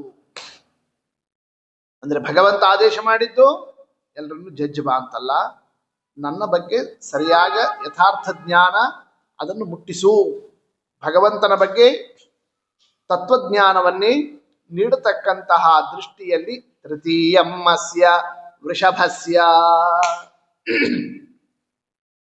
ಯಾರಿಗೆ ಕೊಡಬೇಕು ತತ್ವಜ್ಞಾನ? ವೃಷಭಸ್ಯ. ಅಲ್ಲೂ ಅದನ್ನು ಯೋಚಿಸ್ಕೊಳ್ರಿ. ಯಾರು ವೃಷಭ ಅಂದ್ರೆ ಶ್ರೇಷ್ಠ. ತ್ರಿವಿಧ ಜೀವರಲ್ಲಿ ಯಾರು ಶ್ರೇಷ್ಠರೋ? ಯಾರು ಶ್ರೇಷ್ಠರು? ದೈವೇ ಪ್ರಜಾ ವಿಶರಣಾ ಕರುಣಾಪದಂ ನಃ. ದೈವಿ ಸಂಪತ್ತನ್ನು ಹೊಂದಿರತಕ್ಕ ಸಾತ್ವಿಕ ಜೀವರಿದ್ದಾರಲ್ಲ, ಆ ವೃಷಭಸ್ಯ ಅಂದರೆ ವೃಷಭ ಅಂದರೆ ಶ್ರೇಷ್ಠರಾದ ಜೀವರಗಳಲ್ಲಿ, ತ್ರಿವಿಧ ಜೀವರಲ್ಲಿ ಶ್ರೇಷ್ಠರಾದ ಸಜ್ಜೀವರಿಗೆ ದೋಹಸೆ ಜ್ಞಾನ ಕೊಡೋದಕ್ಕೋಸ್ಕರ. ಯಾರ ಜ್ಞಾನ? ವೃಷಭಸ್ಯ ಸರ್ವೋತ್ತಮನಾದ ಭಗವಂತನ ಜ್ಞಾನವನ್ನು ಕೊಡೋದಕ್ಕೋಸ್ಕರ. ಯಾಕೆ ಕೊಡಬೇಕು? ವೃಷಭಸ್ಯ ಭಗವಂತನಿಗೆ ಅದು ಪ್ರಿಯವಾದ ಕಾರಣವಾದ್ದರಿಂದ, ಭಗವತ್ ಪ್ರೀತಿ ಅದರಿಂದ ಆಗೋದರಿಂದ ವೃಷಭಸ್ಯ. ಎಲ್ಲ ಜೀವರಾಶಿಗಳಲ್ಲಿ ಪೂರ್ಣ ಮಟ್ಟದಲ್ಲಿ ಧರ್ಮವನ್ನು ನಡೆಸ್ತಕ್ಕಂಥವ್ರು ವಾಯುದೇವರಾದ್ದರಿಂದ ವೃಷಭಸ್ಯ. ಸರ್ವೋತ್ತಮನಾದ ಭಗವಂತನ ಆದೇಶ ವೃಷಭಸ್ಯ, ವಾಯುದೇವರಿಗೆ ಸ್ವಾಮಿ ಕೊಟ್ಟ. ಆಗ ಏನಾಯ್ತು? ತೃತೀಯಮ್ಮಸ್ಯ ಪರಮಾತ್ಮನ ಈ ಒಂದು ತೃತೀಯಂ ಮೂರನೇ ಒಂದು ವಾಯುದೇವರ ಈ ಒಂದು ತೃತೀಯ ಮೂರನೇ ರೂಪ ಅನ್ನತಕ್ಕಂಥದ್ದು ಪ್ರಕಟವಾಗತಕ್ಕ ಸನ್ನಿವೇಶ ಬಂದಿದೆ. ಅಷ್ಟೇ ಅಲ್ಲ, ಯಾವ ಸಂದರ್ಭದಲ್ಲಿ ನಮ್ಮ ಮುಖ್ಯ ಪ್ರಾಣದೇವರ ಮೂರನೇ ಅವತಾರದ ವಿಚಾರ ಬಂತು, ಆ ಸಂದರ್ಭನೂ ವೃಷಭಸ್ಯ. ಅಂಥ ವಾಯುದೇವರು ಅವತಾರ ಮಾಡಿದರೆ ಅದರ ಸದುಪಯೋಗ ಪಡೆಯುವಂತ ಅವರು ಹುಟ್ಟಿರ್ಬೇಕು ತಾನೆ ಆ ಕಾಲದಲ್ಲಿ. ಈ ಕಾಲಕ್ಕೆ ನಮ್ಮ ಅವತಾರ ಕಾಲಕ್ಕೆ ವಾಯುದೇವರು ಬರಬೇಕು ಅಂತ ವಿಚಾರ ಮಾಡ್ತಿದ್ರು. ಒಟ್ಟಲ್ಲಿ ಕಲಿಯುಗದಲ್ಲಿ ಬರೋದಿತ್ತು. 2025 26 ನಲ್ಲಿ ಯಾಕೆ ಬರಲಿಲ್ಲ? ಅವ್ರು ಬಂದ್ರೆ ಸದುಪಯೋಗ ಪಡಿಸ್ಕೊಳ್ಳೋರು ಅಲ್ಲ. ಮುಖ್ಯ ಪ್ರಾಣದೇವರು ಬಂದರೆ ಅವರನ್ನು ಸದುಪಯೋಗ ಪಡಿಸಿಕೊಳ್ಳತಕ್ಕ ಜೀವರಾಶಿಗಳು ಬಂದಿರಬೇಕು ಆ ಕಾಲಘಟ್ಟದಲ್ಲಿ. ಅಂಥ ಸಜ್ಜೀವರು, ಅವರ ಶ್ರೇಷ್ಠತೆ ಏನ್ ಶ್ರೇಷ್ಠತೆ? ವೃಷಭಸ್ಯ. ವೃಷ ಅಂದ್ರೆ ಧರ್ಮದಲ್ಲಿ ಅವರ ಒಂದು ಭಾ ಅಂತಂದ್ರೆ ಮನೋಭಾರ, ಧರ್ಮದ ಬಗ್ಗೆ ಎಲ್ಲರ ಮನಸ್ಸಿನಲ್ಲಿರ್ತಕ್ಕಂತಹ ವಿಚಾರ ಏನಿತ್ತು? ವೇದಾಂತ ಸಂತತ ಕೃತಾಂತರ ಸಂನ ವಿದ್ಮಃ ಶ್ರೇಯೋ ಲಭೇ ಮಹಿ ಕಥಂ ವಯಂಬತೇತಿ. ತಿನ್ನೋದಕ್ಕಿದೆ, ಉಣ್ಣೋದಕ್ಕಿದೆ, ಹೇಳ್ತೀವಿ, ಮಲಗ್ತೀವಿ, ಎಲ್ಲ ನಡೀತದೆ. ಆದರೆ ಯಾವುದಕ್ಕೋಸ್ಕರ ಇಷ್ಟೆಲ್ಲ ನಡಿಬೇಕೋ ಅದೇ ಇಲ್ಲ. ಚಿಂತಾಕುಲಂ ವಿವಿಧ ಸಾಧುಕುಲಂ ಬಭೂವ. ಎಲ್ಲ ಸಜ್ಜನರು ಚಿಂತಾ ಆಕ್ರಾಂತರಾದರು, ಚಿಂತೆ ಮಾಡ್ತಾ ಇದ್ದಾರೆ. ಯಾಕೆ ಚಿಂತೆ ಮಾಡಿದ್ರು? ಕೆಲಸ ಇಲ್ಲ, ದುಡ್ಡಿಲ್ಲ, ಮನಿ ಇಲ್ಲ, ತಿನ್ನೋದಿಲ್ಲ, ಮತ್ತೊಂದಿಲ್ಲ. ಆ ಚಿಂತೆ ಮಾಡ್ತಿಲ್ಲ ಅವರು. ಯಾವ ಚಿಂತೆ? ವೇದಾಂತ ಸಂತತ ಕೃತಾಂತರ ಸಂನ ವಿದ್ಮಃ. ವೇದಶಾಸ್ತ್ರಗಳ ಬ್ರಹ್ಮಸೂತ್ರದ ನಿಜವಾದ ಅರ್ಥ ತಿಳಿಲಿಕ್ಕೆ ನಮ್ಮ ಕೈಯಲ್ಲಿ ಆಗ್ತಿಲ್ವಲ್ಲ. ಈ ಚಿಂತೆಯಲ್ಲಿ ಆಕ್ರಾಂತರಾಗಿರತಕ್ಕ ಸ್ಥಿತಿ ಯಾರಿಗಿದೆ? ಆ ಕಾಲದಲ್ಲಿರ್ತಕ್ಕಂತಹ ಜೀವರಾಶಿಗಳಲ್ಲಿ. ಅದಕ್ಕೋಸ್ಕರ ಅವತಾರಕ್ಕೆ ಅದು ಸೂಕ್ತ ಸಂದರ್ಭ ಆಯಿತು ವಾಯುದೇವರು ಬರೋದಕ್ಕೆ. ಈಗೂ ಬರ್ತಿದ್ರು ಬೇಕಾದ್ರೆ, ಹಂಗೆ ನಾವು ಚಿಂತೆ ಮಾಡ್ತಿದ್ದರೆ. ನಾವು ಆ ಚಿಂತೆನೇ ಇಲ್ಲ, ನಮಗೆ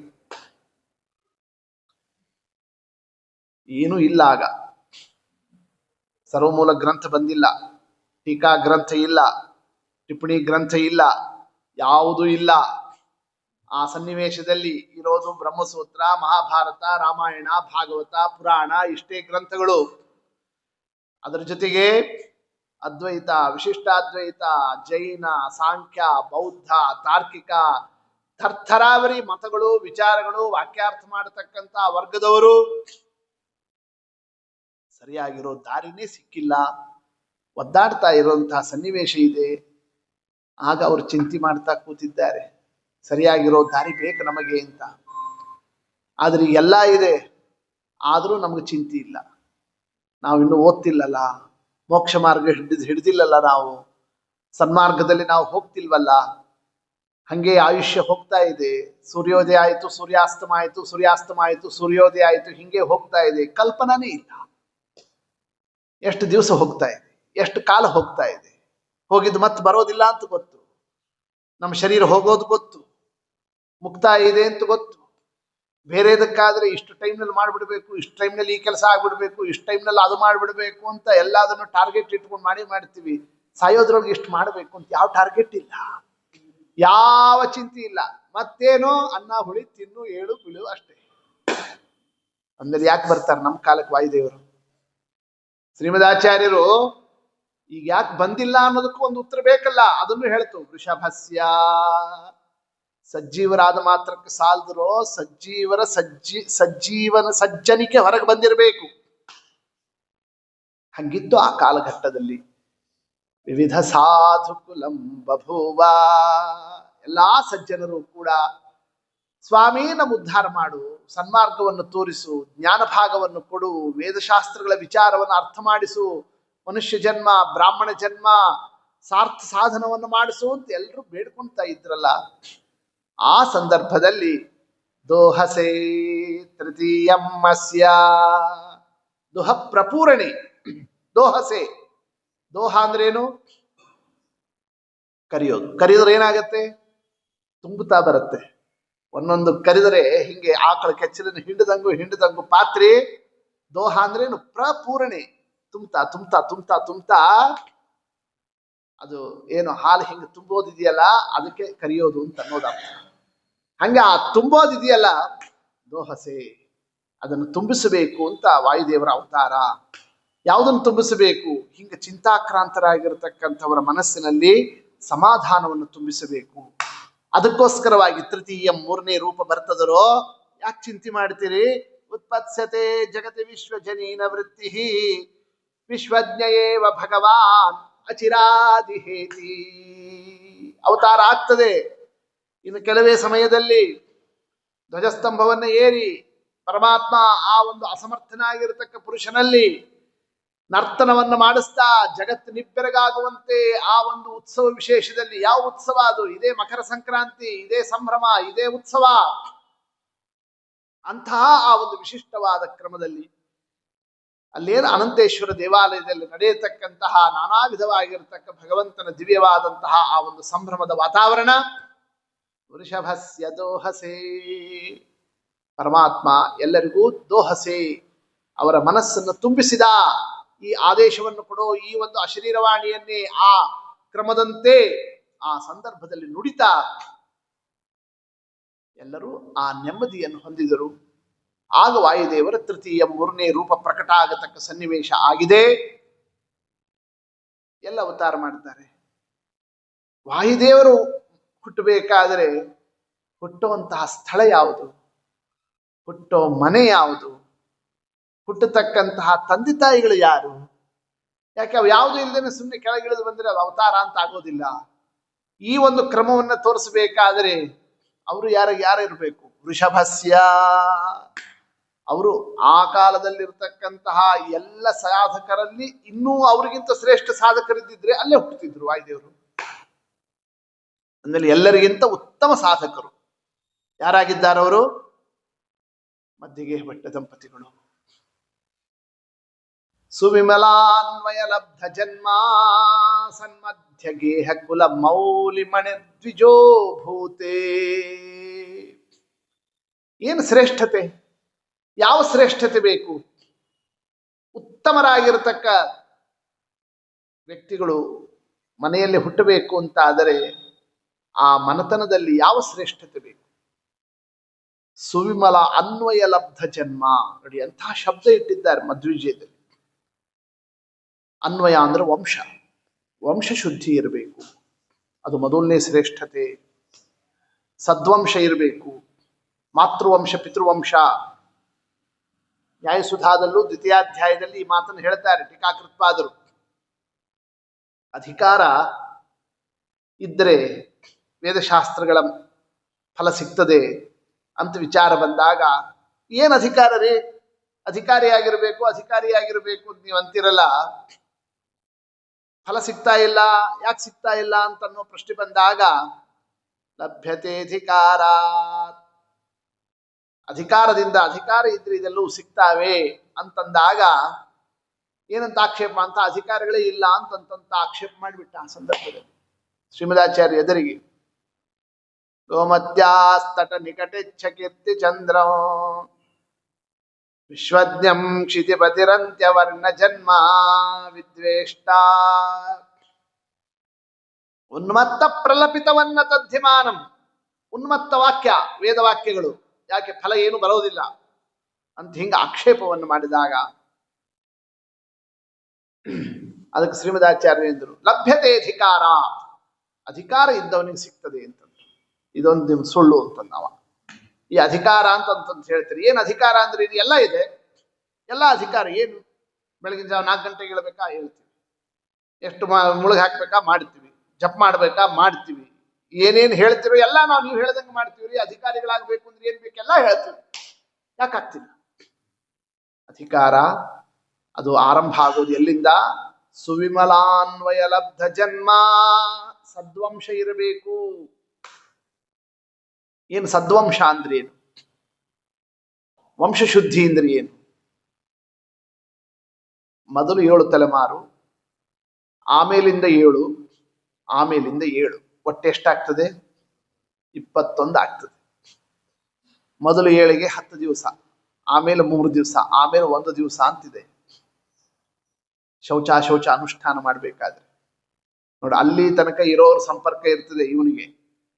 21 ಜನರೇಷನ್ ಹಿಂದಿನವ್ರ ತನಕ ಇರ್ತದೆ. ಎಷ್ಟು ಜನ ಶುದ್ಧ ಇರಬೇಕು ಅಂದ್ರೆ ಇವ ಶುದ್ಧನಾಗಿರೋ ಹುಟ್ಟೋದಕ್ಕೆ ದಾರಿ ಇರೋದಲ್ಲಿ ಮೊದಲನೇ ಅಧಿಕಾರ ಅದು. ಅಂದ ಮೇಲೆ ಶ್ರೀಮದಾಚಾರ್ಯರಂತಹ ದೊಡ್ಡ ಮಹಾನುಭಾವರು ಅವತಾರ ಮಾಡಬೇಕು ಅಂತಂದ್ರೆ ಎಲ್ಲ ಅವತಾರ ಅದು. ವೃಷಭಸ್ಯ, ವೃಷಭ ಅಂತಹ ವಂಶದ ಶ್ರೇಷ್ಠತೆ ಅದು ಕೇವಲ ಪಿತೃವಂಶ ಅಷ್ಟೇ ಅಲ್ಲ, ಮಾತೃವಂಶನೂ ಹಂಗೆ ಇರಬೇಕು. ಹಿಂಗೆ ಮಾತೃವಂಶ ಪಿತೃವಂಶ ಎರಡೂ ವಂಶನೂ ಕೂಡ ಪರಿಶುದ್ಧ ಇದ್ದಾಗ ಮಾತ್ರ ಉತ್ತಮರಾಗಿರ್ತಕ್ಕಂತಹ ವಿಶಿಷ್ಟ ಜ್ಞಾನಿಗಳು ಅವತಾರ ಮಾಡ್ತಾರೆ. ಈ ತತ್ವವನ್ನು ತಿಳಿಸ್ತಕ್ಕಂತಹದ್ದಕ್ಕೆ ಈ ಶಬ್ದ ಯಾವುದು? ವೃಷಭಸ್ಯ. ವೃಷಭ ಅನ್ನೋ ಶಬ್ದವನ್ನು ತೋರಿಸ್ತಾ ಇದ್ದಾರೆ. ತೃತೀಯಂ ಅಸ್ಯ ವೃಷಭಸ್ಯ.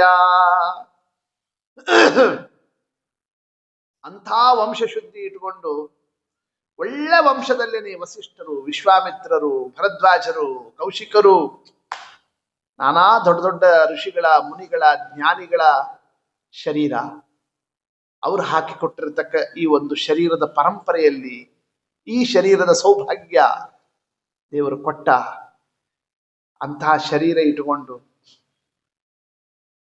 ನಾವು ಬಾಳತಕ್ಕ ಪ್ರದೇಶ ಅದು ಶ್ರೇಷ್ಠ ಇಲ್ಲ ಅಂತ ಆದ್ರೆ ಅಲ್ಲಿ ಅವತಾರ ಆಗೋದಿಲ್ಲ. ಅದು ವೃಷಭಸ್ಯ, ಅದು ಅಂಥ ಶ್ರೇಷ್ಠ ಪ್ರದೇಶ ಆಗಿರ್ಬೇಕು. ಬರೀ ಶ್ರೇಷ್ಠ ವಂಶ ಸಾಲದು, ಏನಿರ್ಬೇಕು? ಶ್ರೇಷ್ಠವಾಗಿರತಕ್ಕ ಸ್ಥಳ ಆಗಿರ್ಬೇಕು.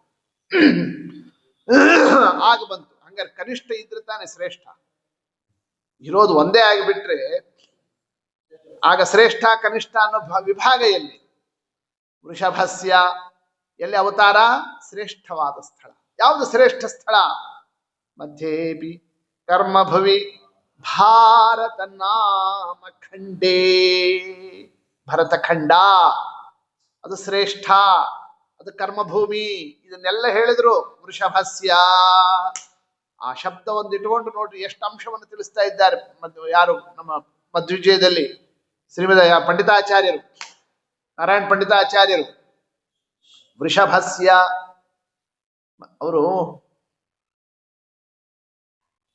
ಮಣಿಮಂಜರಿಯಲ್ಲಿ ಹೇಳ್ತಾರೆ, ಕುಮಾರ ಭಟ್ಟನ ಕಥೆ ಹೇಳಬೇಕಾದ್ರೆ ಬೌದ್ಧ ಮತ ಇದ್ದಾಗ ವೇದಗಳನ್ನೇ ಹೇಳೋ ಸ್ಥಿತಿನೇ ಇರಲಿಲ್ಲ, ಅಷ್ಟು ಪ್ರಭಾವ ಬೀರ್ಬಿಟ್ಟಿತ್ತು. ವೈದಿಕ ಸಂಸ್ಕೃತಿ ನಶಿಸಿ ಹೋಗಿತ್ತು. ಉದಜೃಂಭಂತ ವೇದಾಂತಹ ಧರ್ಮ ವರ್ಣಾಶ್ರಮಾಸ್ತಥ. ಎಲ್ಲಾ ವೇದೋಕ್ತ ವೈದಿಕ ಧರ್ಮ, ವರ್ಣಾಶ್ರಮ ಧರ್ಮ ಪುನಃ ಪಾಂಡವರ ಕಾಲದಲ್ಲಿ ಏನಿತ್ತು ಅದೆಲ್ಲ ಬೌದ್ಧ ಸಂಸ್ಕೃತಿಯಲ್ಲಿ ನಿರ್ನಾಮ ಆದಂತಹದ್ದು ಪುನಃ ಚಿಗುರ್ತು. ಅದಕ್ಕೊಬ್ಬ ಕಾರಣ ಯಾರಾಗಿದ್ದಾನೆ? ಕುಮಾರ ಭಟ್ಟ. ಅವ್ರು ಹೇಳ್ತಾರೆ ಸುಮ್ಮನೆ ಮಾಡಿದ್ದು ಕುಮಾರ ಭಟ್ಟ, ಹೆಸರು ಕಟ್ಟೋದು ಶಂಕರಾಚಾರ್ಯರಿಗೆ ಅಲ್ಲ, ಕುಮಾರ ಭಟ್ಟ ಮಾಡಿದ್ದು. ಗೊತ್ತಾಯ್ತಲ್ಲ. ಈಗ ಶ್ರಮಪಟ್ಟವರು ಭಾರತದ ಸ್ವಾತಂತ್ರ್ಯಕ್ಕೆ ಯಾರೋ ಇರ್ತಾರೆ, ಆಮೇಲೆ ಯಾರೋ ಪ್ರೈಮ್ ಮಿನಿಸ್ಟರ್ ಆಗಿ ಬಿಡ್ತಾರೆ. ಹಂಗೆ ಲೋಕದಲ್ಲಿ ನೋಡ್ತೀವೋ ಇಲ್ಲ ಕಥಿ. ಮತ್ ನಾವು ಹೆಸರು ಹೇಳಿದ್ರೆ ಮತ್ತೆ ಕೇಸ್ ಹಾಕ್ತಾರೆ, ಯಾಕೆ ಅಂತ ಕಾಲ ಇದೆ. ಆದರೆ ಮಣಿಮಂಜರಿಯಲ್ಲಿ ಕುಮಾರ ಭಟ್ಟನ ಕಾರ್ಯ ಶ್ಲಾಘನವನ್ನು ಮಾಡುತ್ತಾರೆ. ಅದ್ಭುತವಾದಂತಹ ರೀತಿಯಲ್ಲಿ ಆತ ಈ ಬೌದ್ಧರನ್ನೇ ಖಂಡನವನ್ನು ಮಾಡತಕ್ಕ ವೇದ ಸಂಸ್ಕೃತಿಯನ್ನೇ, ವೇದ ವೈದಿಕ ಮಾರ್ಗವನ್ನು ಸ್ಥಾಪನೆ ಮಾಡಲಿಕ್ಕೆ ಪಣತೊಟ್ಟು ಹೊರಟ. ಅದಕ್ಕೆ ತಕ್ಕವಾಗಿ ತಮ್ಮ ನಾರಾಯಣ ಭಟ್ಟನು ನಿಂತ. ಆ ಒಂದು ಕ್ರಮದಿಂದ ಆ ಸನ್ನಿವೇಶದಲ್ಲಿ ವಿಚಾರವನ್ನು ಮಾಡುತ್ತಾ ಭಾರತದಿಂದ ಎಲ್ಲ ಬೌದ್ಧರು ಓಡೋದ್ರು. ಎಲ್ಲ ದೋಣಿ ಹತ್ಕೊಂಡು ಇದು ಮಾಡಿಕೊಂಡು ಶ್ರೀಲಂಕಾಕ್ಕೆ ಹೋದ್ರು, ಆ ಕಡೆಗೆ ಹೋದ್ರು, ಈ ಕಡೆಗೆ ಹೋದ್ರು. ಬೇರೆ ಬೇರೆ ಟಿಬೇಟು, ಚೀನಾ, ಆತ್ಲಾಗಿ, ಜಪಾನು, ಮತ್ತೊಂದು ಎಲ್ಲಾ ದೇಶಕ್ಕೆಲ್ಲ ಅವ್ರು ಹೋದ್ರು. ಬದುಕೊಂಡ್ರೆ ಸಾಕು ಅಂತ. ಯಾಕೆ? ಪಣ ಇಟ್ರು. ನಾ ಸೋತ್ರೆ ಬೆಂಕಿಲ್ ಹಾರ್ತೀನಿ, ನೀವು ಸೋತ್ರೆ ಬೆಂಕಿಲ್ ಹಾರ್ಬೇಕು. ಹಂಗೆ ವಾದ ಯುದ್ಧ ಮಾಡಿದ್ದವರು ಮಾಡ್ರಿ. ಈಗ ಒಬ್ರು ಯಾರಾದ್ರು ಕೂಡ ಇತಿಹಾಸದಲ್ಲಿ ಆ ಕ್ರಮದಿಂದ ವಾದವಾಕ್ಯಾರ್ಥವನ್ನು ನಡೆಸಿದ್ದು ಎಲ್ಲೂ ಇಲ್ಲ. ಅಗ್ನಿ ಪ್ರವೇಶ ಮಾಡ್ತೀನಿ ನಾನು ಹಿಡಿದಿರೋದು ಮತ ತಪ್ಪಿದೆ ಅಂತ ಆದ್ರೆ ಹಂಗೆ ಪಂಥ ಕುಮಾರ ಭಟ್ಟ ಮಾಡಿದ್ದು. ಇಡೀ ಭಾರತ ಖಂಡದಲ್ಲಿರ್ತಕ್ಕ ಎಲ್ಲ ಬೌದ್ಧ ದುರ್ವಾದಿಗಳನ್ನೆಲ್ಲರನ್ನು ಕೂಡ ಆ ರೀತಿಯಾಗಿ ಇಲ್ಲ ಬೆಂಕಿಗೆ ಹಾರಬೇಕು, ಇಲ್ಲ ರಾತ್ರಿ ಹೇಳದೆ ಕೇಳದೆ ಓಡ್ ಹೋಗ್ತಿರ್ಬೇಕು. ನೋಡಿ, ಈ ಪರಿಸ್ಥಿತಿ ಆಯ್ತು. ಓಡ್ ಹೋದ್ರು. ಇನ್ನೂ ಅಲ್ಲಲ್ಲಿ ಉಳ್ಕೊಂಡಿದ್ದಾರೆ. ನಾಳೆ ಮತ್ತೆ ಅವರು ಬಂದು ತಮ್ಮ ಪ್ರಭಾವವನ್ನು ಬೀರಿದರೆ ಪೂರ್ಣ ಅದು ಬೇರೆ ಸಮೇತ ಕಿತ್ತು ಹಾಕಬೇಕು ತಮ್ಮನ ಮನಸ್ಸಿನಲ್ಲಿ ಬಂತು. ಯಾರಿಗೆ? ನಾರಾಯಣ ಭಟ್ಟನಿಗೆ. ಆತ ಏನ್ ಮಾಡಿದ? ಎಲ್ಲಿದಾರೋ ಅಲ್ಲೇ ಹೋಗಿ ಅವ್ರನ್ನ ಅಲ್ಲೂ ಹೋಗಿ ಖಂಡನ ಮಾಡ್ತೀನಿ ಅಂತ ಬಿಡ್ಲಿಲ್ಲ. ಅವನು ಕೂಡ ದೋಣಿ ಹಾಕೊಂಡು ಸಮುದ್ರ ದಾಟಿಕೊಂಡು ಎಲ್ಲಾ ದೇಶಕ್ಕೆ ಹೋದ. ಟಿಬೇಟ್ಗೂ ಹೋದ, ಚೀನಾಕ್ಕೂ ಹೋದ, ಮತ್ತೊಂದು ಕಡೆ ಹೋದ. ಎಲ್ಲಾ ಕಡೆ ಹೋಗಿ ಬೌದ್ಧರನ್ನೆಲ್ಲ ಖಂಡನ ಮಾಡಿ ಬರ್ತೀನಿ. ಅಷ್ಟು ಹಠ ತೊಟ್ಟು ಹೊರಟುಬಿಟ್ಟು. ಈ ಹಠಕ್ಕೆ ಬಿದ್ದಾಗ ಕೆಲವು ಸಲ ನಾವು ಮಾಡೋದು ಸರಿನೋ ತಪ್ಪೋ ಅನ್ನೋದನ್ನು ಕಳ್ಕೊಂಡ್ಬಿಡ್ತೀವಿ. ಹಂಗೆ ಹೊರಟು ಬಿಟ್ಟ. ಹೊರಟಿದ್ದು ಯಾವ ದೇಶಕ್ಕೆ? ಬೇರೆ ದೇಶಕ್ಕೆ. ಭಾರತ ಬಿಟ್ಟು ಹೋಗಿದ್ದ ಉದ್ದೇಶ ರೊಕ್ಕ ತರಲಿಕ್ಕಲ್ಲ, ಬಿಲ್ಡಿಂಗ್ ಕಟ್ಟಿಸ್ಲಿಕ್ಕಲ್ಲ, ಕಟ್ಟಿಸಿರೋ ಬಿಲ್ಡಿಂಗ್ ಸಾಲ ತೀರಿಸ್ಲಿಕ್ಕಲ್ಲ. ಮತ್ತೆಲ್ಲ ತಿಳ್ಕೊಂಡಿರ್ಬೇಕು. ಅದಕ್ಕೆ ಸೋಗ್ ಹಾಕೊಂಡು ಧರ್ಮ ಪ್ರಚಾರ ಅಂತ ಹೋಗಿದ್ದಲ್ಲ. ಹೋಗಿದ್ದು ನಿಜವಾಗಿಯೂ ಬೌದ್ಧ ಧರ್ಮವನ್ನೇ ನಿರ್ನಾಮ ಮಾಡಬೇಕು ಅನ್ನೋ ಉದ್ದೇಶದಿಂದಲೇ ಹೋದ. ಒಳ್ಳೆ ಉದ್ದೇಶಕ್ಕೆ ಹೊರಟ. ಒಳ್ಳೆ ರೀತಿಯಿಂದಲೇ ಕೆಲಸನೂ ಮಾಡಿದ, ಆ ಸಮರ್ಥನೂ ಮಾಡಿದ. ಬಂದರೆ ಮನೆಗೆ ಸೇರಿಸ್ತಿಲ್ಲ ಕುಮಾರ ಭಟ್ಟ. ಯಾಕೆ? ವೃಷಭಸ್ಯ ಅದು ಕನಿಷ್ಠ ದೇಶ, ಪಾಪಿಷ್ಠ ದೇಶ. ಅಲ್ಲಿ ಹೋಗಿ ಬಂದ್ರೆ ನಾ ಮನೆಯೊಳಗೆ ತಗೊಳ್ಲಿಕ್ಕೆ ಆಗೋದಿಲ್ಲ. ದುಷ್ಟ ದೇಶೇ ಚಿರಾವಾಸ ನಾಗ್ರಹಿ ದೋಷ ಶಂಕಯ ಎಲ್ಲ ಮಣಿಮಂಜರಿಯಲ್ಲಿದೆ. ದುಷ್ಟ ದೇಶಕ್ಕೆ ಹೋಗಿ ಬಂದಿಯಪ್ಪ, ಅಲ್ಲ ಒಳ್ಳೆ ಕೆಲಸಕ್ಕೆ ಹೋದ್ನಲ್ಲ ಅಣ್ಣ, ನೀ ಮಾಡಿದ ಕೆಲಸ ಒಳ್ಳೇದೋ ಕೆಟ್ಟದೋ ಅದು ಪ್ರಶ್ನೆ ಬರೋದಿಲ್ಲಪ್ಪ. ಹೋಗಿದ್ ತಪ್ಪಿದೆ, ನಾನೇನು ಪರಿಗ್ರಹ ಮಾಡ್ಲಿಕ್ಕೆ ಬರೋದಿಲ್ಲ. ನಾಗ್ರಹಿ ದೋಷ ಶಂಕಯ, ಗ್ರಹಣ ಮಾಡ್ಲಿಲ್ಲ, ದೋಷ ಶಂಕ. ಯಾಕೆ? ಒಳ್ಳೆ ಕೆಲ್ಸಕ್ಕೆ ಹೋದ್ನಲ್ಲ ಅಂತಂತಂದ್ರೂ ದೋಷ ಬರ್ತದೋ ಅಂತ ಮನಸ್ಸಲ್ಲಿದೆ ಆತನಿಗೆ. ಅಂದ್ರೆ ನಾರಾಯಣ ಭಟ್ಟನ ಕಾಲದಲ್ಲೇನೆ, ಇನ್ನು ಶ್ರೀಮದಾಚಾರ್ಯ ಅವತಾರಕ್ಕೆ ಹಿಂದೆನೇನೆ ಆಗ್ಲೇನೇನೆ ದುಷ್ಟ ದೇಶಕ್ಕೆ ಹೋಗಿದ್ದಕ್ಕೆ ಪರಿಗ್ರಹ ಮಾಡೋದಕ್ಕೆ ಸಾಧ್ಯ ಇಲ್ಲ ಅಂತ ಕುಮಾರ ಭಟ್ಟ ತೋರಿಸಿದಾಗ ನಾವು ಉಡುಪಿಯಲ್ಲಿ ಪರ್ಯಾಯ ಮಾಡ್ತೀವಿ ಅಂತ ಅನ್ನೋದನ್ನ ಮಾತನಾಡಿದ್ರೆ ಅವ್ರು ಮಣಿಮಂಜರಿ ಓದಿಲ್ಲ ಅಂತ ಅರ್ಥ ಆಗ್ತದೋ ಇಲ್ಲ? ನಾವ್ ಇದನ್ನ ಹೇಳಬೇಕೋ ಬೇಡ? ಮಣಿಮಂಜರಿ ಅವ್ರು ಅರ್ಥ ಮಾಡ್ಕೊಂಡವ್ರು ಅವರು ಇದನ್ನ ಯಾಕೆ ಬರೀತಾರೆ ನಾರಾಯಣ ಪಂಡಿತಾಚಾರ್ಯರು? ಅದು ತಪ್ಪಾಗಿದ್ರೆ ಆ ಕಥೆ ಯಾಕೆ ಬರೆದ್ರು? ಸುಮ್ನೆ ಅಣ್ಣ ತಮ್ಮ ಏನು ಮನೇಲಿ ನಡೆದಿರೋ ಕಥೆ ಬರೀತಾರ ಅವರು? ವೃಷಭಸ್ಯ ಧರ್ಮ ಏನು ಅಂತ ತಿಳಿಬೇಕು ಅಂತ ತಾನೇ ಗ್ರಂಥ ಬರೆದಿರ್ತಾರೆ. ಅಂದ್ಮೇಲೆ ಶ್ರೀಮದಾಚಾರ್ಯರ ಅವತಾರ ಎಲ್ಲ ಆಗಬೇಕು, ಯಾವ ಸ್ಥಳದಲ್ಲಿ ಆಗಬೇಕು, ಆ ಸ್ಥಳ ಎಷ್ಟು ಶ್ರೇಷ್ಠ ಇರಬೇಕು ಅದನ್ನು ತಿಳಿಸಲಿಕ್ಕೇನೆ ನಾರಾಯಣ ಪಂಡಿತಾಚಾರ್ಯರು ವೃಷಭ, ಇಡೀ ಭೂಪ್ರದೇಶದಲ್ಲಿ ಅತಿ ಶ್ರೇಷ್ಠ ಪ್ರದೇಶ ಯಾವುದದು? ಭರತಖಂಡ, ಕರ್ಮಭೂಮಿ. ಆ ಕರ್ಮಭೂಮಿಯಾಗಿರ್ತಕ್ಕ ಭರತಖಂಡದಲ್ಲೂ ಕೂಡ ಪರಶುರಾಮ ಕ್ಷೇತ್ರ. ಆ ಪರಶುರಾಮ ಕ್ಷೇತ್ರದಲ್ಲೂ ಪರಶುರಾಮ ದೇವರೇನೆ ನಿರ್ಮಾಣ ಮಾಡಿರತಕ್ಕಂತಹ ತೀರ್ಥಗಳ ಮಧ್ಯದ ಸ್ಥಳ ಅದು. ಯಾವುದದು? ಪಾಜಕ ಕ್ಷೇತ್ರ. ಎಷ್ಟು ಶ್ರೇಷ್ಠ ಇದೆ ಅದು ನೋಡಿ. ಅಲ್ಲಿ ಶ್ರೀಮದಾಚಾರ್ಯರು ಬಂದರು. ಅದಕ್ಕೆ ಅಂದ್ರು ಪವಿತ್ರಂ ಪಾಜಕ ಕ್ಷೇತ್ರ ಕೋನ ಸೇವೇತ ಕೋವಿದಃ ಸತ್ಯಲೋಕೇಶ್ವರ ಪ್ರಾಣ ಯತ್ರ ಅವಾತರದುತ್ಸುಕಃ. ಸತ್ಯಲೋಕ ಬಿಟ್ಟು ಪಾಜಕಕ್ಕೆ ಬರ್ತೀನಿ ಅಂತ ಬಂದ್ರಲ್ಲ ವಾಯುದೇವರು, ಅಂತ ಪಾಜಕ ಕ್ಷೇತ್ರಕ್ಕೆ ಪವಿತ್ರ, ಅದಕ್ಕೆ ಸಮಾನ ಪವಿತ್ರವಾದ ಕ್ಷೇತ್ರ ಯಾವುದಿರೋ, ಯಾರು ಸಜ್ಜನರು ಆ ಪವಿತ್ರವಾದ ಪಾಜಕ ಕ್ಷೇತ್ರಕ್ಕೆ ಸೇವಾ ಮಾಡ್ಲಿಕ್ಕೆ ಬರಲಾರರು ಹೇಳ್ರಿ ನೋಡೋಣ. ಅಂತ ಪಾಜಕ ಕ್ಷೇತ್ರದ ಹತ್ರ ಇದ್ದವರು ನಾವು ಅಮೆರಿಕಕ್ಕೆ ಹೋಗ್ತೀನಿ ಅಂತಂದ್ರೆ ಅವ್ರು ತೀರ್ಥ ಪ್ರಬಂಧ ಓದಿದ್ದಾರ? ಅರ್ಥ ಮಾಡಿಕೊಳ್ಳ್ರಿ, ವಿಚಾರ ಮಾಡ್ರಿ. ಸಾಧನನಾ ಇದು? ಹೇಳೋ ಸಂದರ್ಭ ಬಂದಾಗ ಹೇಳೋದು ನಮ್ಮ ಧರ್ಮ, ಅದು ನಮ್ಮ ಕರ್ತವ್ಯ, ಹೇಳ್ತಾ ಇದ್ದೆ. ಅಂದಮೇಲೆ ವೃಷಭಸ್ಯ ಅಂತನ್ನೋದಿದೆಯಲ್ಲ, ವೃಷ ಅಂತಂತಂದ್ರೆ ಶ್ರೇಷ್ಠವಾದ ಭೂಮಿ. ಅಂತಹ ಶ್ರೇಷ್ಠವಾದಂತಹ ಧರ್ಮಕ್ಕೆ, ಕರ್ಮಕ್ಕೆ, ಧರ್ಮಕ್ಕೆ ಭಾ ಅಂದರೆ ಸಾಧನವಾಗಿರತಕ್ಕಂತಹ ಸ್ಥಳ ಯಾವುದೋ ಆ ಸ್ಥಳದಲ್ಲಿ ತೃತೀಯಂ ಅಸ್ಯ, ನಮ್ಮ ವಾಯುದೇವರ ಮೂರನೇ ರೂಪ. ಈ ಷಷ್ಠಿ ಇದೆಯಲ್ಲ, ಅದು ಸಂಬಂಧಾರ್ಥದಲ್ಲಿರೋದ್ರಿಂದ ಅದು ಪ್ರಥಮ, ದ್ವಿತೀಯ, ತೃತೀಯ, ಚತುರ್ಥಿ ಎಲ್ಲಾ ಅರ್ಥಕ್ಕೂ ಅದನ್ನೇ ಸಂಬಂಧ ಸಾಮಾನ್ಯದಿಂದ ತಗೊಳ್ಳಿಕ್ಕೆ ಏನು ಬೇಕಾದ್ರೂ ಮಾಡ್ಲಿಕ್ಕೆ ಆಟಾಡ್ಲಿಕ್ಕೆ ಅವಕಾಶ ಇದೆ. ವೃಷಭಸ್ಯ ಆ ರೀತಿಯಾಗಿರ್ತಕ್ಕ ಶಬ್ದದ ಒಂದು ಹಿನ್ನೆಲೆಯಲ್ಲಿ ಮಧ್ವವಿಜಯವನ್ನು ನೋಡುತ್ತಾ ಹೊರಟಾಗ ಏನೇನು ಮಧ್ವವಿಜಯದಲ್ಲಿ ಹೇಳಿರ್ತಕ್ಕ ನಮ್ಮ ಪಂಡಿತಾಚಾರ್ಯರ ವಿಚಾರ ಇದ್ದಾವೆ ಎಲ್ಲವೂ ಕೂಡ ತಮ್ಮಂತ್ರವರ್ಣೈರನುವರ್ಣನೀಯ, ಅವೆಲ್ಲವೂ ಮಂತ್ರವರ್ಣೈರನುವರ್ಣನೀಯ. ನಮ್ಮ ಶ್ರೀಮದಾಚಾರ್ಯರ ದಿಗ್ವಿಜಯ, ಸುಮಧ್ವವಿಜಯ ವೇದ ಪ್ರತಿಪಾದ್ಯವಾಗಿರತಕ್ಕ ಮಹಿಮೆ ಇದು ಅನ್ನೋದನ್ನು ನಾವು ಅನುಭವವನ್ನು ಪಟ್ಟು ಆನಂದದಿಂದ ಅವರಲ್ಲಿ ಭಕ್ತಿ ಮಾಡತಕ್ಕಂಥದ್ದಕ್ಕೆ ಅವಕಾಶ ನೀಡತಕ್ಕಂತಹ ಒಂದು ವಿಚಾರ. ಅಂತಹ ಶ್ರೇಷ್ಠವಾದ ಕ್ಷೇತ್ರ, ಶ್ರೇಷ್ಠವಾಗಿರತಕ್ಕ ದಂಪತಿಗಳು, ಅಂತಹ ಆ ದಂಪತಿಗಳ ಆ ಒಂದು ಸನ್ನಿಧಾನದಲ್ಲಿ ಅಂದಮೇಲೆ ವಂಶಶುದ್ಧಿ ಆಯ್ತು, ವಂಶ ಆಯಿತು, ಸ್ಥಳ ಆಯಿತು. ಇನ್ನು ಮುಂದಿರೋದು ಯಾವುದು? ಕಾಲ. ಯಾವ ಕಾಲದಲ್ಲಿ ಅವತಾರ ಮಾಡಿದರು? ಆ ಸಮಯ ಯಾವುದು? ವೃಷಭಸ್ಯ ಯಾವುದು? ವಿಜಯದಶಮಿ. ನೋಡು, ಅದು ವೃಷಭ ಶಬ್ದಾರ್ಥನೆ. ಇಡೀ ವರ್ಷದಲ್ಲಿ ಬರತಕ್ಕ ಕಾಲದಲ್ಲಿ ಅತ್ಯಂತ ದೊಡ್ಡ ಶ್ರೇಷ್ಠ ಮುಹೂರ್ತ ಅದು. ಯಾವುದದು? ವಿಜಯದಶಮಿ. ಅದು ವೃಷಭ ಶಬ್ದಾರ್ಥನೆ. ಅಂಥ ಕಾಲದಲ್ಲಿ ತೃತೀಯಂ ಅಸ್ಯ ನಮ್ಮ ಮುಖ್ಯ ಪ್ರಾಣದೇವರ ಅವತಾರ ಆಗಿದೆ. ಹೆಂಗೆ? ನಾಳೆ ವಿಸ್ತಾರ ಮಾಡ್ತೀವಿ. ಶ್ರೀಕೃಷ್ಣಾರ್ಪಣಮಸ್ತು. ಹರೇ ನಮಃ.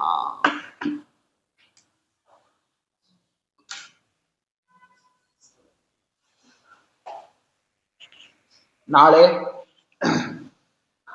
ಸುಮಧ್ವವಿಜಯ ಪಾರಾಯಣ ಸಂಪೂರ್ಣ 16 ಸರ್ಗವನ್ನೇ ಈ ಮಧ್ವನವರಾತ್ರಿ ಸಂದರ್ಭದಲ್ಲಿ ಒಂದು ಶನಿವಾರ, ಯಾವುದೋ ಒಂದು ಶನಿವಾರ ಬಂದೇ ಬರ್ತದಲ್ಲ, ಅಂತ ಆ ಒಂದು ಶನಿವಾರದ ದಿವಸ ಅದನ್ನು ಮಾಡೋದು ಅಂತ ಇಟ್ಟುಕೊಂಡು ಪ್ರತಿ ವರ್ಷ ನಡೆಸುವಂತೆ ನಾಳೆ ಮಧ್ಯಾಹ್ನ 3 ಗಂಟೆಗೆ ಆರಂಭ ಮಾಡಿ 6:30 ತನಕ ಮಧ್ವವಿಜಯ ಪಾರಾಯಣ ಇದೆ. ಯಾಕೆ ನಾವು ಶನಿವಾರ ಅಂತಂದ್ರೆ ಪ್ರತಿ ದಿವಸನೂ 6ರಿಂದ 6:30 ಪಾರಾಯಣ ಮಾಡ್ತಾ ಇದ್ದಾರೆ. ಆದರೆ ಯಾರು ರಿಟೈರ್ಡ್ ಆದವರು, ಕೆಲಸ ಸ್ವಲ್ಪ ಪುರುಸತ್ತಿದ್ದವರು ಮಾತ್ರ. ಆದರೆ ಉಳಿದವರಿಗೆ ಮಧ್ವವಿಜಯ ಪಾರಾಯಣವನ್ನು ಮಧ್ವನವಮಿ ಸಂದರ್ಭದಲ್ಲಿ ಯಾವತ್ತಾದ್ರೂ ಒಂದು ದಿವಸ ಪೂರ್ಣ ಮಟ್ಟದಲ್ಲಿ ಮಾಡಬೇಕು. ಅದಕ್ಕೆ ಅವಕಾಶ ಆಗ್ತಿರೋದಿಲ್ಲ. ಅದಕ್ಕೆ ನಾಳೆ ದಿವಸ ಆ ಒಂದು ವಿಚಾರವನ್ನೇ ಇಟ್ಕೊಂಡಿರೋದು. ಆದ್ದರಿಂದ ನಿತ್ಯ ಮಾಡೋರ ಜೊತೆಗೆ ಯಾರು ಬರಬೇಕು? ಯಾರು ನಿತ್ಯ ಮಾಡಲಿಕ್ಕೆ ಅವಕಾಶ ಆಗ್ತಿರೋದಿಲ್ಲ ಅಂಥವ್ರು ಸದುಪಯೋಗ ಪಡಿಸ್ಕೋಬೇಕು. ನಾಳೆ ದಿವಸ ವಿಶೇಷವಾಗಿ ಅವ್ರಿಗೆಲ್ಲರಿಗೂ ತಿಳಿಸ್ಬೇಕು, ನೋಡ್ರಪ್ಪ ನಾಳೆ ಅದಕ್ಕೋಸ್ಕರನೇ ಇಟ್ಟಿದ್ದಾರೆ, ಎಲ್ಲರೂ ಬರ್ರಿ. ಯಾಕೆ 100 ಜನ ಕಲ್ತಿರೋ ಸ್ಥಳ ಇದು, ಮಧ್ವವಿಜಯನ್ನೇ. ನಮ್ಮ ಆಚಾರ್ಯರ ಆದೇಶದಂತೆ 100 ಜನರಿಗೆ ಮಧ್ವವಿಜಯದ ಒಂದು ಶಬ್ದವನ್ನು ಹೇಳೋದು, ಅದನ್ನು ಕೇಳೋದು, ಅದು ಅಷ್ಟೆಲ್ಲಾ ಜನರು ಒಟ್ಟಾಗಿ ಹೇಳಿದಾಗ ಬರೋ ಒಂದು ಆನಂದನೇ ಬೇರೆ. ಆ ವೈಷ್ಣವರೆಲ್ಲರೂ ಏಕಕಂಠದಿಂದ ನಮಸ್ತೆ ಪ್ರಾಣೇಶ ಅಂದ್ರೆ ಅದೇನು ಛಲ್ ಅಂತದೋ ಏನೋ ಅನ್ನುವಂತೆ ಆ ರೀತಿಯಾಗಿ ಆ ಅನುಭವ ನಾವು ಕಳ್ಕೋಬಾರ್ದು. ಹಿಂದೆ ಅದು ಆನಂದ ಆಗ್ತಿತ್ತು, ಈಗ ನಮ್ಗೆ ಹಂಗಿಲ್ಲ ಅಂತ ಅನಿಸ್ಬಾರ್ದು. ಆ ಒಂದು ನಾದ, ಆ ಒಂದು ಶಬ್ದ, ಆ ಒಂದು ವೈಷ್ಣವರಿಂದ ಏಕಕಾಲದಲ್ಲಿ ಹೇಳತಕ್ಕಂತಹ ಒಂದು ಸಂಭ್ರಮ, ಅದನ್ನು ನಾಳೆ ದಿವಸ ತಪ್ಪದೆ ಎಲ್ಲರೂ ಕೂಡ ಬಂದು ಭಾಗವಹಿಸ್ಲಿ ಅಂತ ಬರೀ ಕೇವಲ ನಾವು ಇಲ್ಲಿರೋರ್ಗೆ ಅಷ್ಟೇ ಅಲ್ಲ, ಯೂಟ್ಯೂಬ್ನಲ್ಲಿ ನೋಡ್ತಾ ಇದ್ದಾರೆ 100 ಜನ, ಅವ್ರಿಗೂ ಹೇಳ್ತಾ ಇದ್ದೀವಿ, ಗೊತ್ತಾಯ್ತಲ್ಲ. ಯಾಕೆ ದಿನ ಬರ್ಲಿಕ್ಕೆ ನಿಮ್ಗೆ ಆಗಿಲ್ಲ, ದೂರ ಇರ್ತೀರಿ ಅಂತ. ಆದರೆ ಶನಿವಾರ ಭಾನುವಾರ ಅಂಥ ದಿವಸದಲ್ಲೂ ಯೂಟ್ಯೂಬ್ ಹಿಡಿಬೇಡ್ರಿ. ಅಂಥ ದಿವಸ ಏನನ್ನೇ ನಿಜವಾಗಿರ್ತಕ್ಕಂತಹ ಆ ಒಂದು ಆಸ್ವಾದನವನ್ನು ಮಾಡಿ ಅನ್ನೋದನ್ನು ತಿಳಿಸ್ತಾ ಇದ್ದೇವೆ. ಶ್ರೀಕೃಷ್ಣ ಅರ್ಪಣಮಸ್ತು. ಹರಯೇ ನಮಃ.